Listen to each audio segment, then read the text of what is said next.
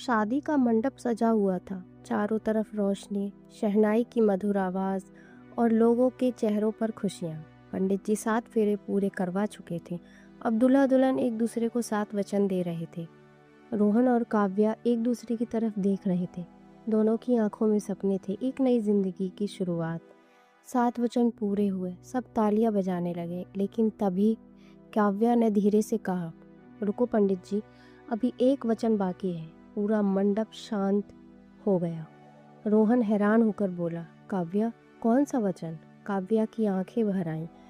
उसने कांपती आवाज में कहा, 8वां वचन।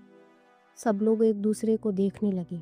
ऐसा वचन तो किसी ने कभी नहीं सुना था। काव्या ने रोहन का हाथ पकड़ा और बोली, रोहन, 7 वचन तो हर कोई देता है, लेकिन अगर तुम मुझसे सच में प्यार करते हो तो मुझे एक 8वां वचन भी चाहिए। रोहन ने बिना सोचे कहा, तुम जो कहोगी मैं वचन देता हूँ। काव्या की आंखों से आंसू गिरने लगे। मुझे वचन दो कि तुम मेरी माँ को कभी अकेला नहीं छोड़ोगे। पूरा मंडप एकदम चुप। रोहन थोड़ा रुक गया। काव्या आगे बोली, जब मैं छोटी थी मेरे पापा हमें छोड़कर चले गए। माँ ने अकेले मुझे पाला, अपनी सारी खुशियाँ त्याग दी। उसकी आवाज़ टूट गई। आज जब मैं इस घर से जा रही हूँ तो मुझे डर लग रहा है कि मेरे जाने के बाद वो बिल्कुल अकेली हो जाएंगी। लोगों की आंखें नम होने लगीं। काव्या ने रोहन की तरफ देखा। मुझे वचन दो कि तुम उन्हें अपनी माँ की तरह रखोगे। कभी उन्हें यह महसूस नहीं होने दोगे कि उनकी बेटी उनसे दूर हो गई है। रोहन की आंखें भी भर आई। उसने धीरे से पूछा, बस इतना ही? काव्या ने सिर हिलाया। मेरे लिए ये सबसे बड़ा वचन है। कुछ पल के लिए सन्नाटा छा गया। तभी रोहन ने काव्या का हाथ पकड़कर कहा, मैं वचन देता हूँ, आज से तुम्हारी माँ मेरी भी माँ है। पूरा मंडप तालियों से गूंज उठा। लेकिन कहानी यहीं खत्म नहीं होती।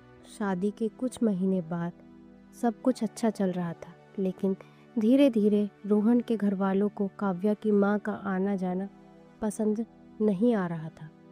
एक दिन रोहन की माँ ने साफ कह दिया, अब ये रोज़ रोज़ आना ठीक नहीं है। शादी के बाद लड़की का घर बदल जाता है।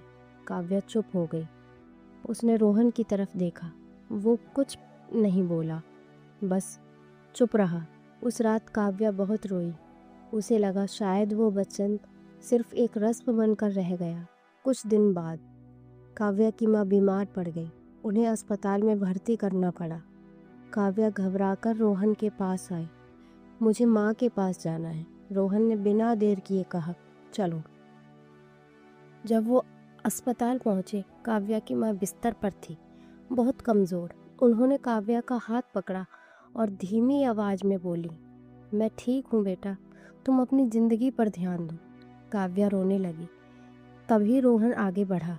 उसने काव्या की माँ का हाथ पकड़ा और कहा, माँ, आपने 8वां वचन लिया था ना, आज उसे निभाने का वक्त आ गया है। काव्या ने हैरानी से रोहन को देखा। रोहन ने डॉक्टर से बात की और उसी दिन उन्हें अपने घर ले आया। घर पहुंचते ही रोहन ने सबके सामने कहा, ये मेरी माँ है और ये यहीं रहेंगी।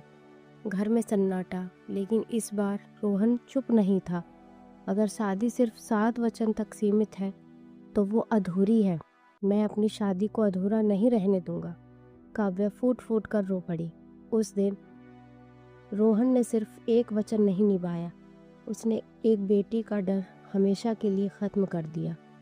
और तभी समझ आया, सच्चा प्यार सिर्फ साथ निभाने का नहीं होता, बल्कि उस रिश्ते को अपनाने का होता है, उस इंसान के दिल के करीब हो।